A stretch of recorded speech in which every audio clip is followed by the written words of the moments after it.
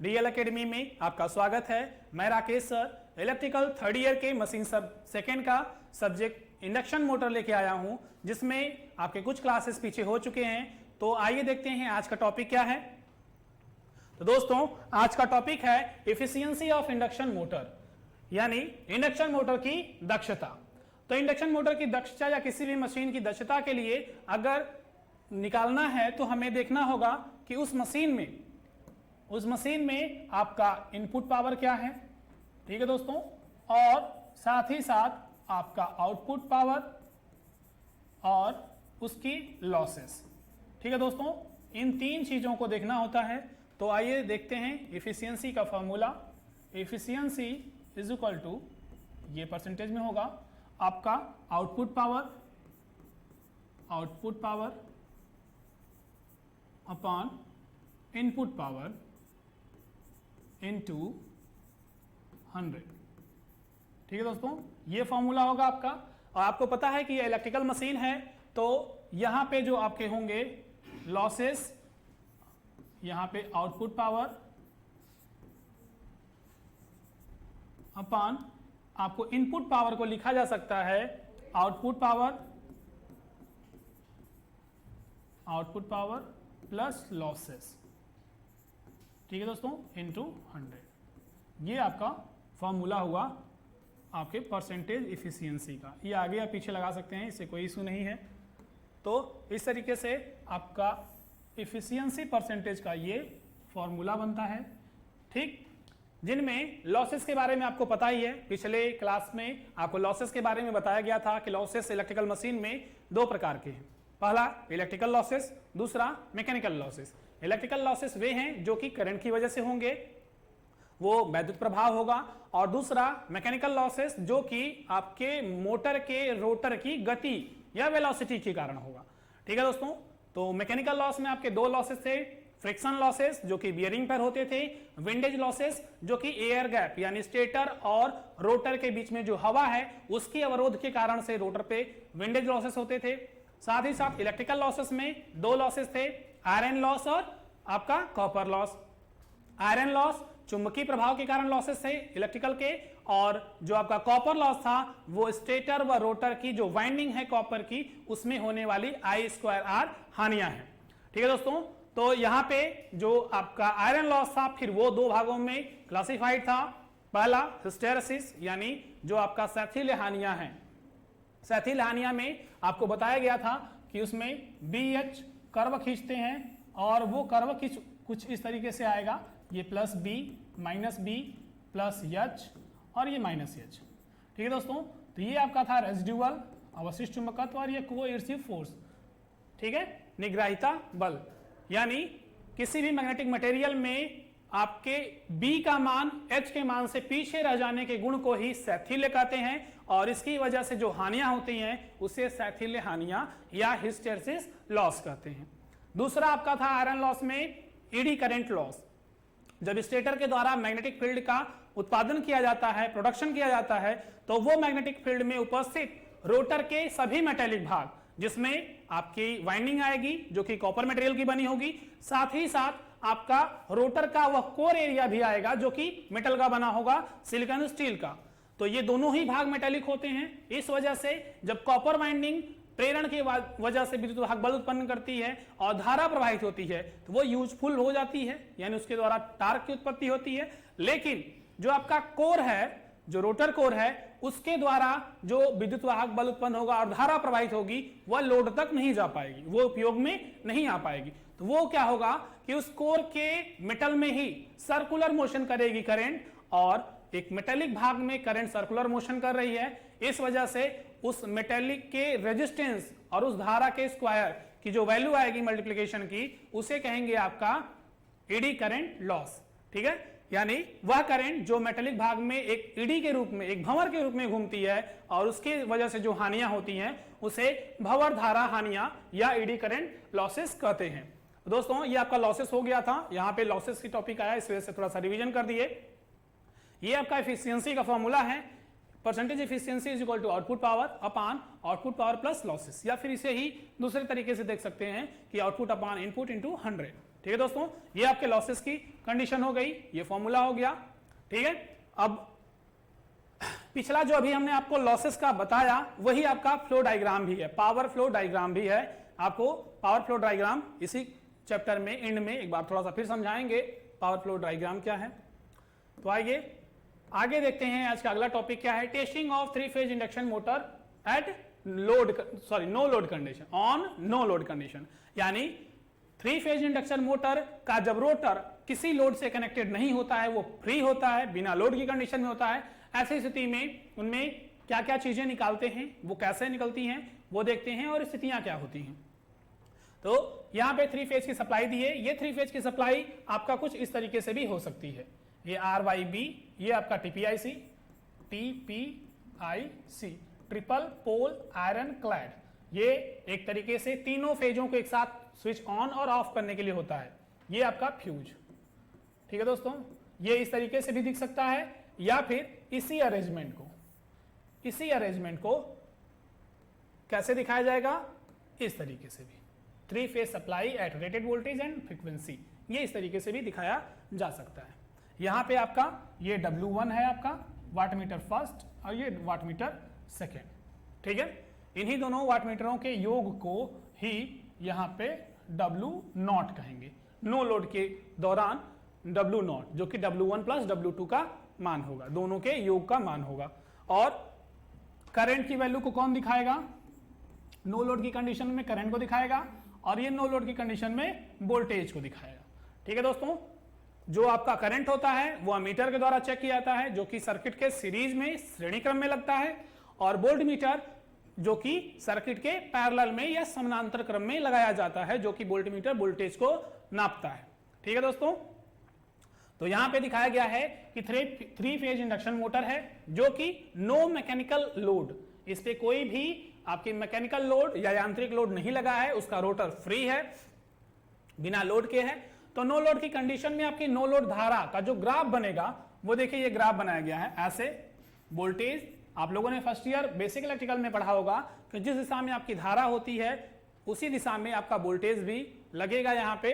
तो वर्किंग जो करंट होगी वो वर्किंग करंट IW मतलब वर्किंग करंट, और I म्यू मतलब ये मैग्नेटिक करंट है जो चुंबकीय फ्लक्स के उत्पादन में यूज होगी। तो इस तरीके से इनमें ये जो ग्राफ बनेगा वो आपकी नो लोड करंट की वैल्यू होगी, ये देखिए नो लोड करंट की वैल्यू, और वोल्टेज और करंट के बीच का एंगल क्या कहलाता है, फाई। ठीक है, और ये किस अवस्था में है, तो नॉट मतलब नो लोड की कंडीशन में है। तो यही ग्राफ देखिए यहां पे बना है, ये IW है, ये जो कि वर्किंग दिखा रहा है IW, ये वर्किंग करंट है। ठीक है दोस्तों, और दूसरा आपका IM या फिर इसे ही I म्यू के नाम से जानते हैं। ठीक है दोस्तों, तो यहां पे आपका हुआ IW और I म्यू का रिजल्टेंट, ये वर्किंग करंट है, ये मैग्नेटिक करंट है। ठीक दोस्तों, इनका रिजल्टेंट ही नो लोड करंट आती है I0। ठीक, तो I0 का मान क्या होता है, is equal to under root में, यहां देखिए यहां लिख दे रहे हैं, I0 is equal to under root में IW का स्क्वायर प्लस I म्यू का स्क्वायर। इसे I म्यू या IM, जो कि मैग्नेटिक बताया आपको कि मैग्नेटिक इफेक्ट डालने के लिए होती है, तो ये आपका IM या I म्यू से प्रदर्शित करते हैं, और ये IW यानी वर्किंग करंट, कार्यकारी धारा कहलाती है। यही आपकी नो लोड करंट का मान है जो कि ये यहां मेजर होगा। ठीक है दोस्तों, और ये V1 या V0 कह सकते हैं जो कि यहां मेजर होगा। ठीक है दोस्तों, तो इस तरीके से आपकी नो लोड की कंडीशन में जो टोटल पावर होगा जो मोटर पे अप्लाइड होगा वो W0 के रूप में मिलेगा, और वो कितना होगा वो भी बताएंगे। साथ ही नो लोड की करंट I0 मिलेगी और वोल्टेज वैल्यू V0 मिलेगी। तो आइए इसको देखते हैं। यहां पे हमें W0 निकालना होगा, तो W0 is equal to √3 V0 I0 cos phi0। ठीक है दोस्तों, ये हमारा वाट मीटर के द्वारा निकलेगा। और ये किसके द्वारा निकलेगा, ये हमारा निकलेगा किसके द्वारा, वोल्ट मीटर के द्वारा। ये वोल्टेज की वैल्यू वोल्ट मीटर के द्वारा निकलेगा, ठीक है। और अगला हमारा करंट की वैल्यू किसके द्वारा निकलेगा, अमीटर के द्वारा। ये देखिए वोल्ट मीटर हो गया, ये अमीटर हो गया, ये वाट मीटर हो गया। ये तीन ऑपरेटर्स, तीन इंस्ट्रूमेंट यहाँ लगे हैं, अमीटर, वोल्ट मीटर और ये दोनों का कंबाइंड पावर मापेगा जो कि वाट मीटर। दो वाट मीटर लगे हैं W1 और W2, उन दोनों का योग ही W0 है, ठीक है दोस्तों। तो यहाँ पे देखिए ये वैल्यू और ये वैल्यू पता है आपको, तो हमें ये एंगल कितना मिलेगा, तो cos फाई की वैल्यू निकालनी है। तो cos phi is equal to क्या हो जाएगा, आप खुद यहां से देखिए, cos phi naught is equal to W0, ठीक है दोस्तों, अपान ये चीजें नीचे आ जाएंगी यहां पे, तो √3 V0 I0, ठीक है दोस्तों। तो आपका ये मान प्राप्त हो गया कि हमें cos फाई नॉट की वैल्यू कैसे निकालेंगे। इसमें cos phi naught, sin phi naught और आपके z की वैल्यू को मेजर करना होगा। तो दोस्तों यहां से आपको cos फाई नॉट की वैल्यू कैसे मिलेगी, जो आपके वाट मीटर का मान है, जो आपके वोल्ट मीटर का मान है और जो आपके अमीटर का मान है, इन तीनों की मदद से ही मिलेगा। यहां पे √3 क्यों किया गया है, क्योंकि ये 3 फेज की सप्लाई है। 3 फेज की सप्लाई की कंडीशन में √3 से ही मल्टीप्लाई करेंगे, क्योंकि वहां पे लाइन वोल्टेज और फेज वोल्टेज का डिफरेंस होता है, ठीक है दोस्तों। तो ये आपका cos फाई नॉट की वैल्यू आ गई। और यहां पे अगर आपको निकालना है sin फाई नॉट, तो sin फाई नॉट कैसे निकलेगा, आपको पता है फॉर्मूला, आपको फॉर्मूला ये पता है कि साइन स्क्वायर थीटा या sine square phi naught plus cos square phi naught is equal to 1। तो यहां से आपका sine square phi naught is equal to हो जाएगा 1 minus cos square phi naught, ठीक है दोस्तों। या फिर कह सकते हो आप sine phi naught is equal to under root में 1 minus cos square phi naught, ठीक है दोस्तों। तो ये आपका अगला पॉइंट मिल गया जो कि इसी से प्राप्त हो जाएगा, ठीक है दोस्तों। ये दो चीजें मिल गई। और अब आपको निकालना हो आपके इंपिडेंस की वैल्यू, तो इंपिडेंस की वैल्यू कैसे मिलेगी, तो impedance Z naught is equal to R0 का स्क्वायर प्लस X0 का स्क्वायर। इसे ही हम और किस तरीके से कह सकते हैं दोस्तों, V इज इक्वल टू क्या होता है, IR, voltage is equal to current and resistance. लेकिन यहां पे क्या है, Z0 है, ठीक है दोस्तों। तो हमें निकालना है Z0, तो Z0 की वैल्यू क्या आ जाएगी, यहां पे देखिए Z0 की वैल्यू हो जाएगी V0 अपान I0, ठीक है दोस्तों। तो V0 अपान I0 यहां से आ जाएगा, तो आपके Z की वैल्यू प्राप्त हो जाएगी, आपके Z की वैल्यू हो जाएगी Z0 is equal to V0 upon I0, ठीक है दोस्तों। ये आपके Z की वैल्यू मिल गई, ये आपका Z का मान हो गया, ठीक है दोस्तों।